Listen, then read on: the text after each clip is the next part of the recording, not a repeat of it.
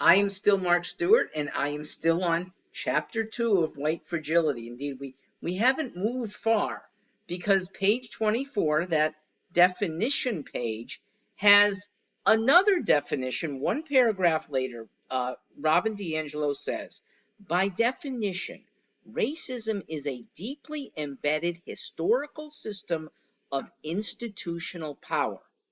Now, she has finally gotten somewhere. Institutional power, unfairly used, is deserving of condemnation. And when institutional power affects blacks more than it affects whites, you are wrongly calling it racism when it is classism, or a power versus not power distinction. And the powerful do, in every society, have more clout. If one's condemnation is not based on race, but based on class or power wrongly used against a class, it's a whole different perspective. I think a more correct perspective, a more meaningful perspective, and an overcomable perspective. The subtitle on this page is Whiteness as a Position of Status. I'd like it to get rid of the word whiteness and talk about power as a position of status. Everything gets explained better. I don't think people who are white and in a backward part of Appalachia consider themselves to be elite or even have the same kind of status as modern dwellers in suburbia or powerful city places.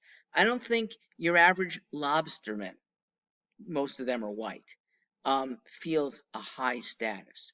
I'm certain that the morning waitress in a diner, I'm quite certain that the custodian in a school, most of them whites, feel lower status if they choose to think about it. It's not whiteness. It is so many other factors that may go into status. So, come page 25, Ms. DiAngelo says, white people find it very difficult to think about whiteness as a specific state of being that could have an impact on one's life and perceptions. I'm not sure how you measure that. I can speak for myself that until getting woken by folks around me who insist that I undergo my own vision of where I stand, I didn't feel the need to be thinking about the impact on life and perceptions. And with all this examination, I still do not think that whiteness creates an impact on people's lives or perceptions in modern America.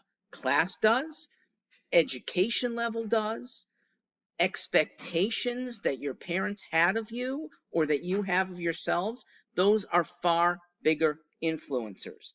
And here's what's so sad, because I think this sort of impels blacks to look at how is blackness on perceptions. And almost certainly, blacks would be happier to be in the mode of not being concerned about perceptions. African Americans who choose not to think about this are almost certainly happier. They would probably have a happiness quotient that's much higher when they think about success leading to happiness or success leading to satisfaction. And to know that there is no barrier based on race towards success. Class explains almost all the differences that are being attributed to race. Look, even slavery did not start because of racial differences. And I say that because American slavers started the slave system using African slave catchers. Africans who enslaved fellow Africans. They captured them in war or beat up on tribes that were relatively helpless because of status, not because of race. They were all black. And then they sold them, often to Arabs, often to whites who were on the coast, ready to take them into bondage in North America. If that's new history to you, maybe that should be an element of Black History Month. This is not a condemnation of modern day anyone, okay? It's a condemnation of 300 and 400 years ago, people who were enslaving other people, whether those enslavers were white or Arab or black. Black History Month, by the way, I'm ambivalent about. I think it does a good service to people, for people who would otherwise not look into that element of history.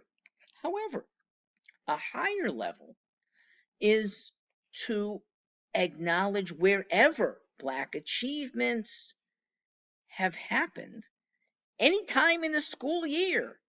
Why do you need just a month to focus on it?